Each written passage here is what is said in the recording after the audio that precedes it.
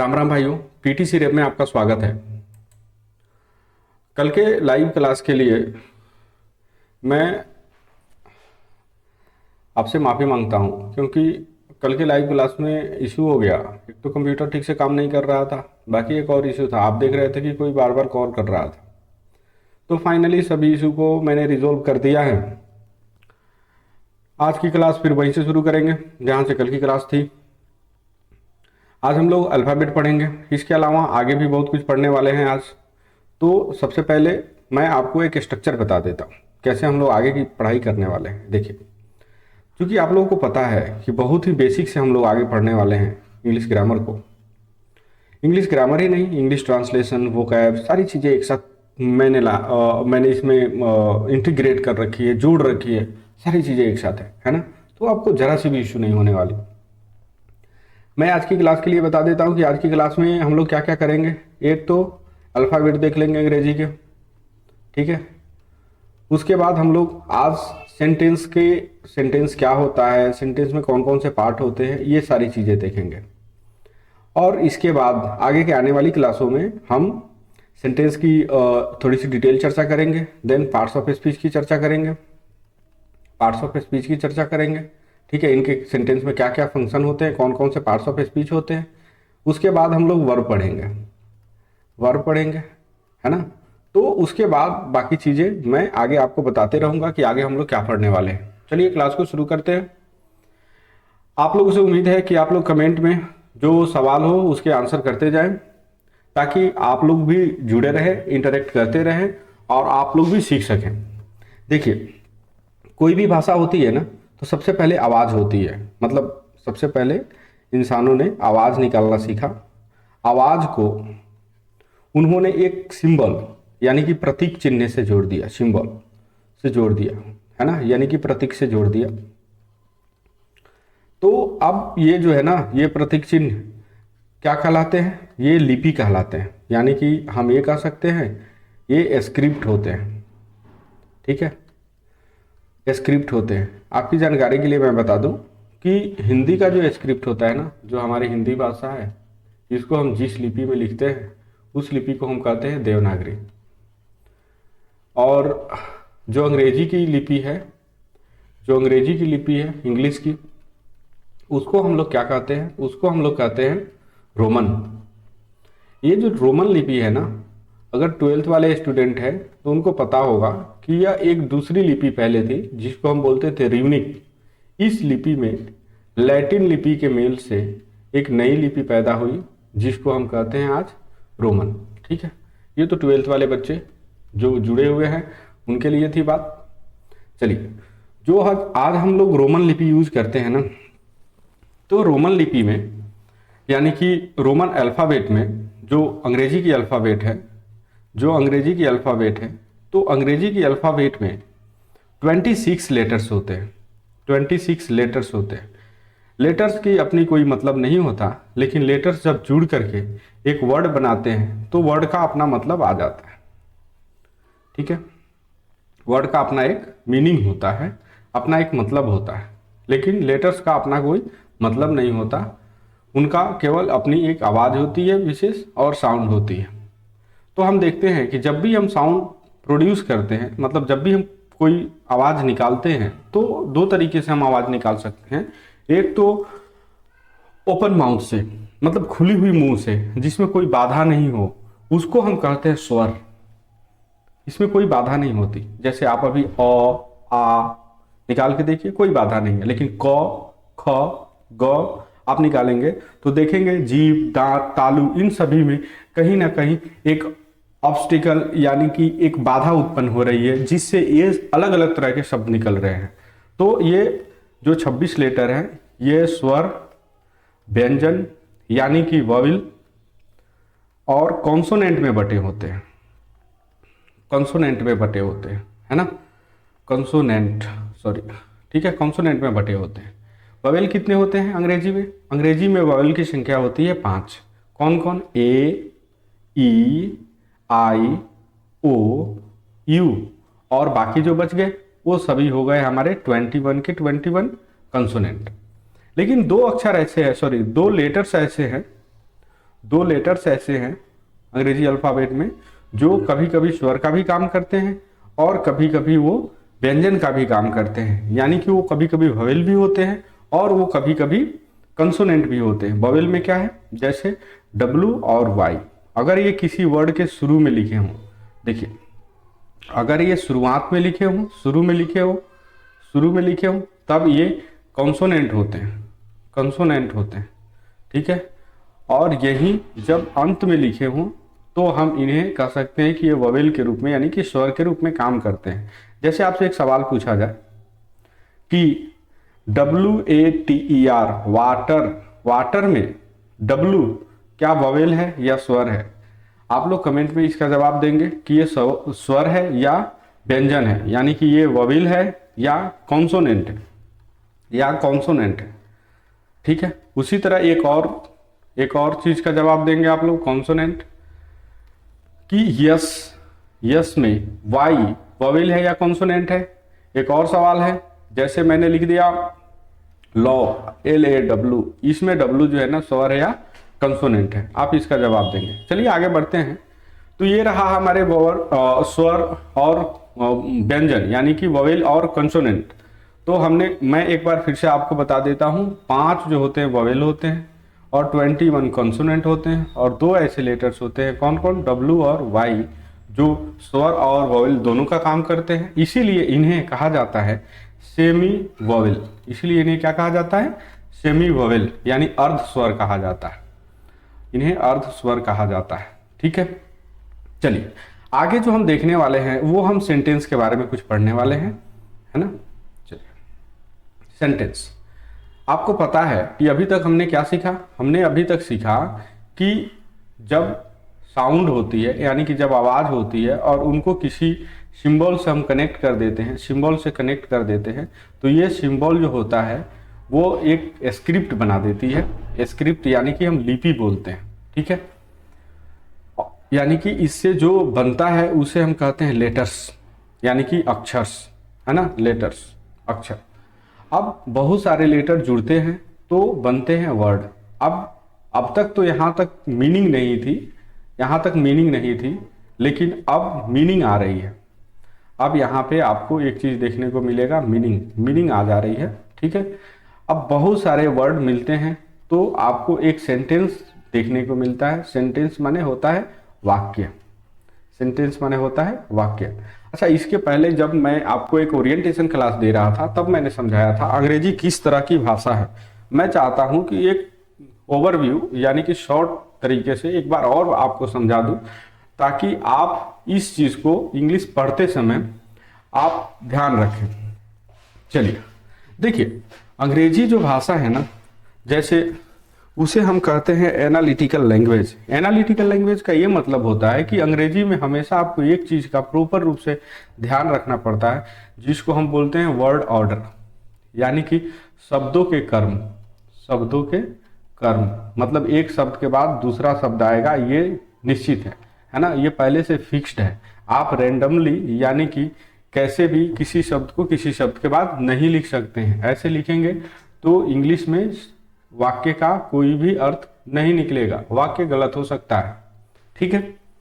तो इसको बस आप ध्यान में रखें कि एक शब्द के बाद दूसरा शब्द आएगा, ये तय होता है। और इसी चीज को हम धीरे धीरे डेवलप करेंगे, इसी अंडरस्टैंडिंग को, इसी समझ को हम लोग आगे तक ले जाएंगे, ठीक है। तो शुरू करते हैं सेंटेंस।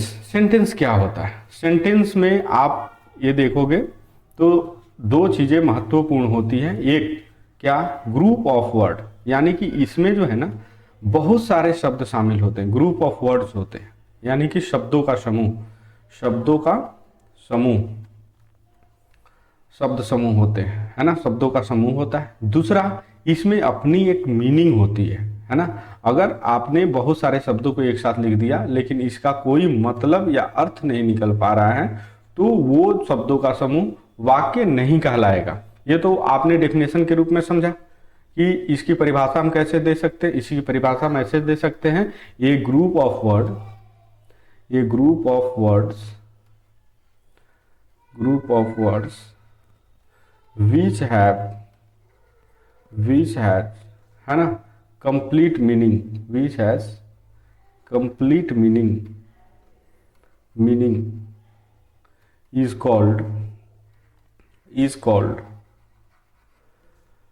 A sentence. कह रहा है कि शब्दों के वह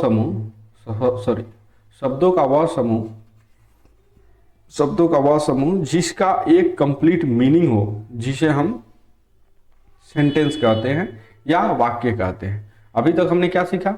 हमने ये सीखा कि सेंटेंस बनाने के लिए पहली जो रिक्वायरमेंट होती है वो होती है कि ग्रुप ऑफ वर्ड। दूसरी रिक्वायरमेंट होती है मीनिंग, मतलब यानी कि शब्द का समूह तो हो लेकिन उसके अंदर एक मीनिंग भी हो, तभी हम उसे सेंटेंस कहते हैं। अब हम देखेंगे कि सेंटेंस के कितने हिस्से होते हैं, पार्ट्स ऑफ सेंटेंस। सेंटेंस में कितने हिस्से होते हैं, पार्ट्स ऑफ सेंटेंस।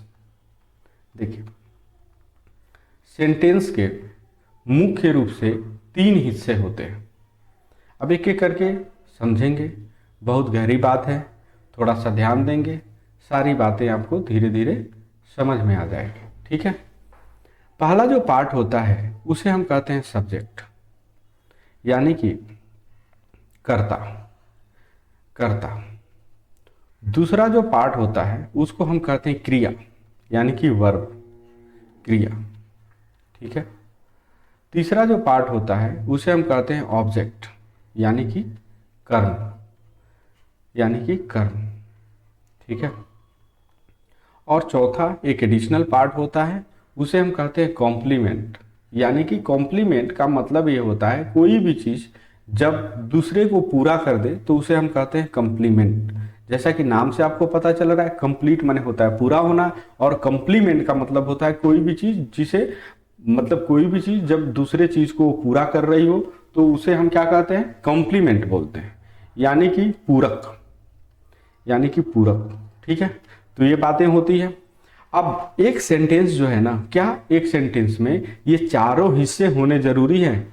ठीक है, देखिए, सेंटेंस में वर्ब और सब्जेक्ट, ये 2 हिस्से हैं ना, इनका होना अति आवश्यक है। इन दोनों के बिना वाक्य हो ही नहीं सकता। ऑब्जेक्ट नहीं भी रहे तो भी काम चलेगा, कॉम्प्लीमेंट नहीं भी रहे तो भी काम चलेगा, लेकिन एक सेंटेंस में सब्जेक्ट का होना और वर्ब का होना बहुत जरूरी होता है। सब्जेक्ट क्या होता है, थोड़ी सी चर्चा कर लेते हैं इस पर भी। सब्जेक्ट क्या होता है, जैसे पहले तो हम वर्ब के बारे में समझे कि सेंटेंस में ना या तो कोई क्रिया, मतलब या तो ऐसी क्रिया की बात हो रही होगी जो कोई एक्शन से संबंधित होगी। जैसे मैं एक एग्जांपल दे देता हूँ, प्ले एक एक्शन है, या क्रिया ऐसी होगी जो बीइंग या स्टेटस को दिखा रही होगी, माने होने, हैपनिंग को दिखा रही होगी। अब इसको थोड़ा सा ऐसे समझे कि कुछ ऐसे वर्ब होते हैं जिनमें एक्शन नहीं होता है। जैसे एग्जांपल मैं देता हूं कि आई लाइक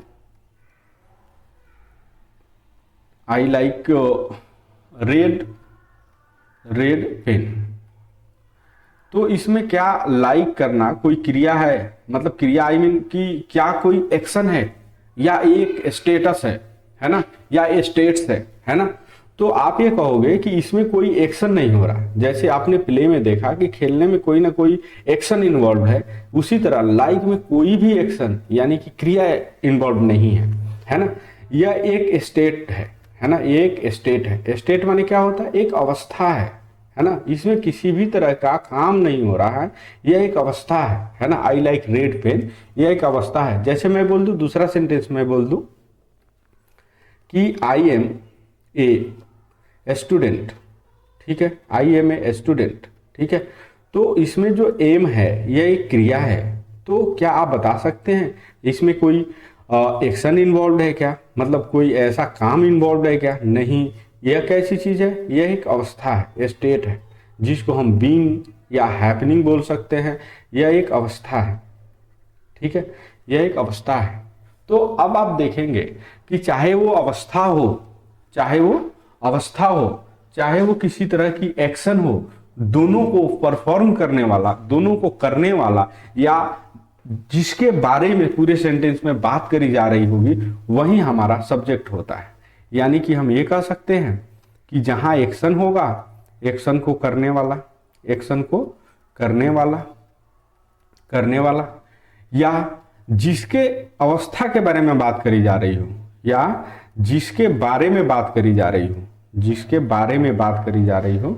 जैसे आई एम ए स्टूडेंट, इसमें स्टूडेंट के बारे में बात करी जा रही है कि मेरे बारे में बात करी जा रही है, यहाँ आई के बारे में बात करी जा रही है ना। तो जिसके बारे में बात करी जा रही हो, बात की जा रही हो पूरे सेंटेंस में, ठीक है, वो हमारा क्या होता है, सेंटेंस सॉरी सब्जेक्ट होता है। ठीक है, अब एक और छोटी सी बात आप यहाँ से याद रखें कि कौन सी चीजें सेंटेंस के तरह एक वाक्य में काम कर सकती हैं। मतलब हमारे पास पार्ट्स ऑफ स्पीच के रूप में आपने देखा होगा कि 8 पार्ट्स ऑफ स्पीच होते हैं। क्या 8 पार्ट्स ऑफ स्पीच सब्जेक्ट के रूप में एक सेंटेंस में काम कर सकते हैं? नहीं, 8 काम नहीं कर सकते हैं। कौन कौन पार्ट्स ऑफ स्पीच सब्जेक्ट के रूप में काम कर सकते हैं?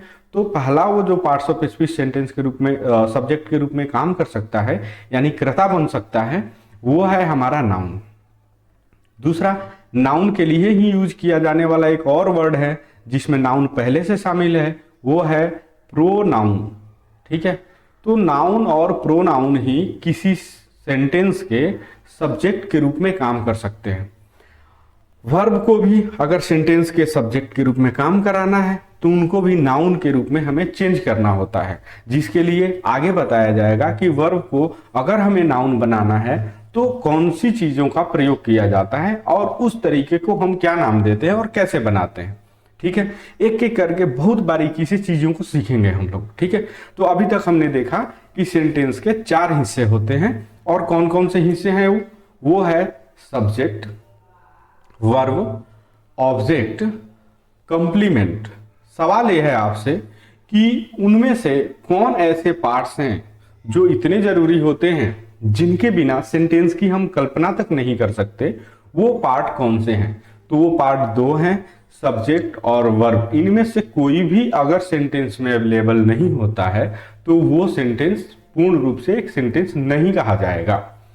तो सब्जेक्ट कौन होते हैं? देखिए, मैंने क्या बताया कि क्रिया 2 तरह की होती है। एक तो अवस्था दिखाने वाली, जिसको हम बीइंग या स्टेट्स बोलते हैं, या दूसरी एक्शन, यानी जिसमें किसी तरह का काम इन्वॉल्व होता है। जैसे प्ले, खेलने में आपको कोई काम करना है, लेकिन वही आई एम ए स्टूडेंट, इसमें आपको कोई काम करने की जरूरत नहीं है, यहां काम नहीं हो रहा है, यह एक अवस्था को बता रहा है। ठीक है, तो आप इससे समझे कि अगर एक्शन है तो एक्शन को करने वाला, अगर एक्शन है तो एक्शन को करने वाला सब्जेक्ट होता है, या अगर अवस्था की बात करी जा रही हो तो जिसके बारे में हम बातचीत कर रहे हो उसे हम सब्जेक्ट यानी कर्ता बोलते हैं। तो कुल रूप से बात आपको समझ में आ रही होगी कि या तो कोई क्रिया हो वो एक्शन वाली हो तो एक्शन वाली क्रिया को करने वाला हो जाएगा सब्जेक्ट, या जिसके बारे में हम बातचीत कर रहे हो पूरे सेंटेंस में उसे हम सब्जेक्ट कहते हैं। अब हम बात करते हैं कि क्या पूरे पार्ट्स ऑफ स्पीच में, क्या सभी चीजें, मतलब जो 8 पार्ट्स ऑफ स्पीच हैं, क्या 8 पार्ट्स ऑफ स्पीच हमारे कर्ता बन सकते हैं? नहीं। कौन कौन बन सकते हैं? केवल नाउन और प्रोनाउन। कई बार ऐसी अवस्थाएं आती है आपको वर्ब को भी सब्जेक्ट बना के लिखना पड़ता है। जैसे एक वाक्य मैं बता देता हूं, जैसे आपने बहुत पढ़ा होगा, वॉकिंग यानी कि टहलना, walking is good for health. आपने ये बहुत बार देखा होगा कि टहलना जो है ना स्वास्थ्य के लिए काफी अच्छा है।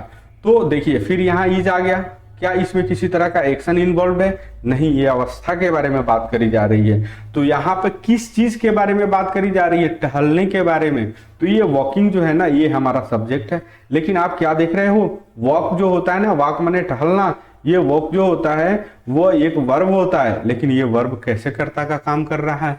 अभी तो हमने क्या कहा कि या तो नाउन या प्रोनाउन ही आपके कर्ता होते हैं, लेकिन यहां तो आपने देखा कि वर्ब कर्ता के रूप में काम कर रहा है। जी हाँ, ये वर्ब ही है, लेकिन इसको हम अलग से नाम देते हैं जिसको हम बोलते हैं जेरंड, यानी कि अब इसको नाउन बना दिया गया है। अब ये वर्ब नहीं रहा, अब ये नाउन हो चुका है ना, इसीलिए सब्जेक्ट के रूप में काम कर रहा है। तो कुल मिला के हमें ये सीखना था कि सब्जेक्ट के रूप में काम करने वाले केवल 2 ही पार्ट्स ऑफ स्पीच हैं। वो कौन है? नाउन और प्रोनाउन। ठीक है, आगे बात बढ़ाएं, आगे चलते हैं और आगे हम क्या सीखेंगे, आगे सीखेंगे वर्ब के बारे में।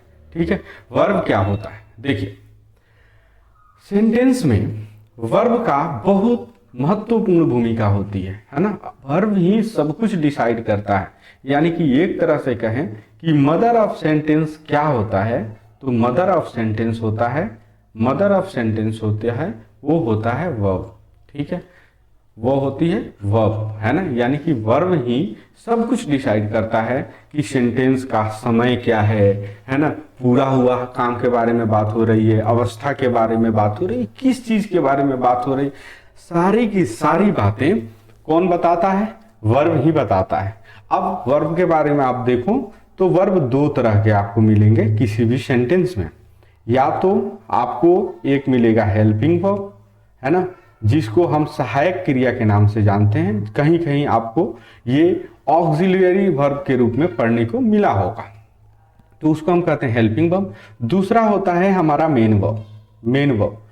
तो एक बात यहां से समझेंगे, जैसे कि आपके नाम से पता चल रहा है हेल्पिंग वर्ब केवल हेल्प करने का काम करता है, तो सेंटेंस में मेन वर्ब सेंटेंस में मेन वर्ब हमेशा होता है। हेल्पिंग वर्ब कभी हो सकता है, कभी नहीं हो सकता है।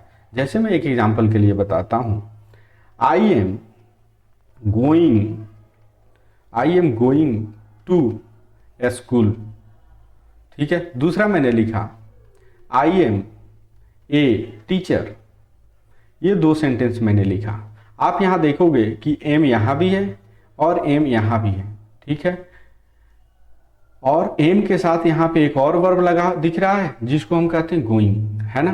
तो गोइंग जो है ना ये हमारा मेन वर्ब है, गोइंग हमारा मेन वर्ब है, और एम जो है ना उसकी हेल्प कर रहा है, तो जिसको हम बोलते हैं हेल्पिंग वर्ब। तो क्या दूसरे सेंटेंस में एम हेल्पिंग वर्ब है क्या? नहीं। आप यहाँ देखोगे कोई दूसरा वर्ब दिख ही नहीं रहा, है ना तो ए वर्ब है ना ही टीचर वर्ब है। आपको भी पता है टीचर एक नाउन है और एक आर्टिकल है ना, तो ये वर्ब नहीं है। तो अभी सेंटेंस में दूसरा वर्ब दिख ही नहीं रहा, तो ये हमारा हेल्पिंग वर्ब नहीं होगा, यही जो है हमारा मेन वर्ब होगा।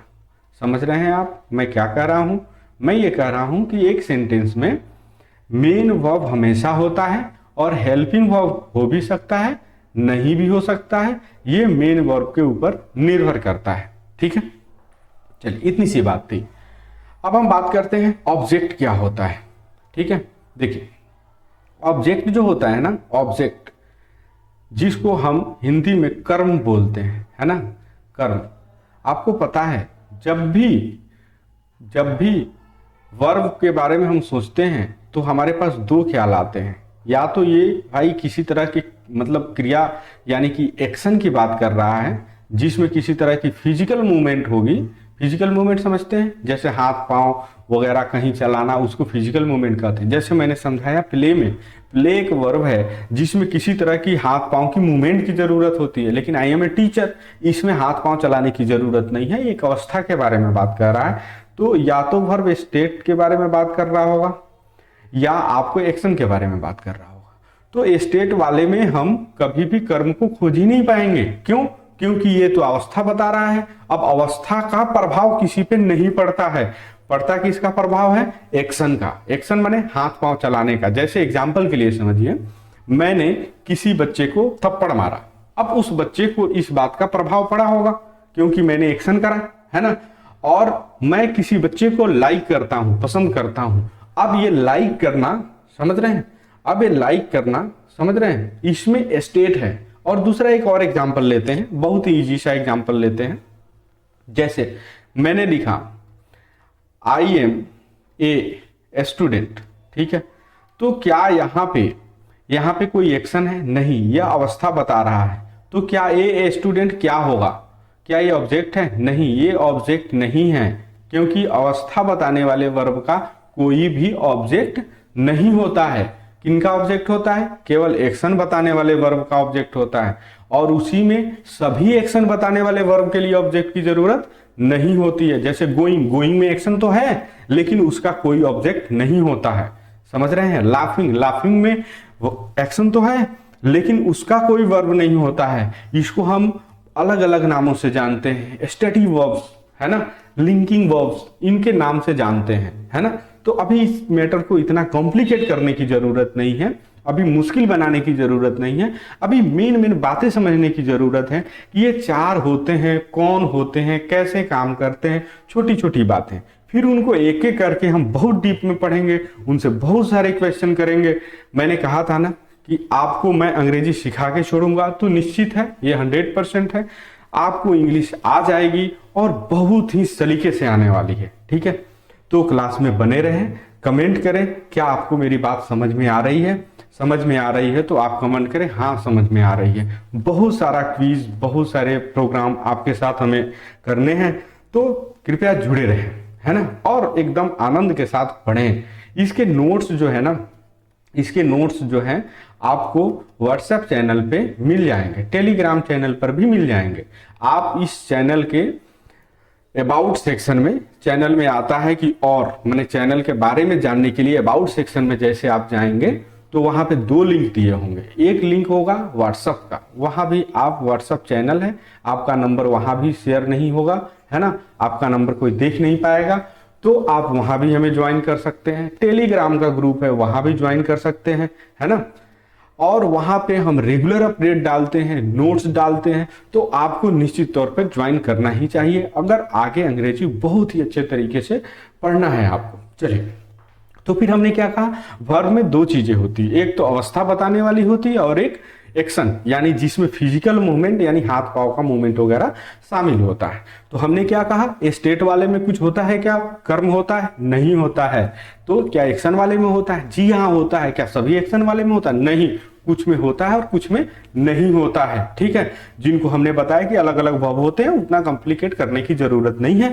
धीरे धीरे जब हम पढ़ते जाएंगे तो सारी बातें आपको समझ में आती चली जाएंगी। ठीक है, चलिए, तो अब कर्म क्या होता है, एक सेंटेंस लिखता हूं जिसके माध्यम से मैं आपको समझाने की कोशिश करता हूं कर्म क्या होता है।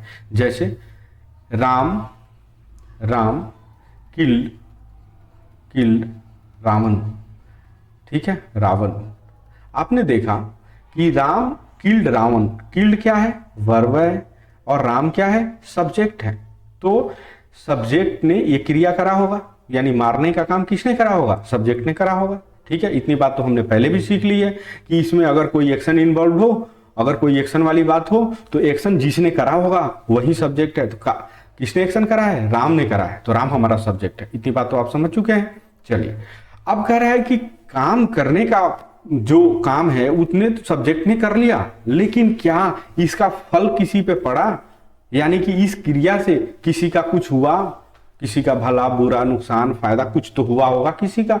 तो देखिए, इससे रावण जो है ऊपर चला गया, कितना ऊपर, बहुत ऊपर चला गया, है ना, और ठीक है, मतलब खत्म हो गया। ठीक है, तो देख रहे हैं आप, रावण पर इसका प्रभाव पड़ा, यानी कि इस एक्शन का रिसीवर यानी रिसीव करने वाला कौन है, रावण है।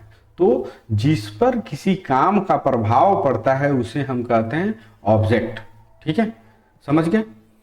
चलिए आगे थोड़ी सी बात और करते हैं। कॉम्प्लीमेंट को कल के लिए रहने देते हैं, क्योंकि मैं ये मानता हूं कि ये क्लास को थोड़ा सा और ज्यादा लंबा करना थोड़ा सा हो सकता है। आप मुझे बताएं कि क्या मैं क्लास को और लंबा कर सकता हूं, है ना। मुझे लगता है कि शुरुआत है तो थोड़े थोड़े चीजों को पढ़ाना ज्यादा अच्छा है ना। बकायदा मैं अगर बड़ी लंबी बोरिंग सी चीजों को पढ़ाने लगूं तो थोड़ा हो सकता है कि आप भी बोरिंग फील करने लगे, ऊब जाएं, चीजों को समझे ना।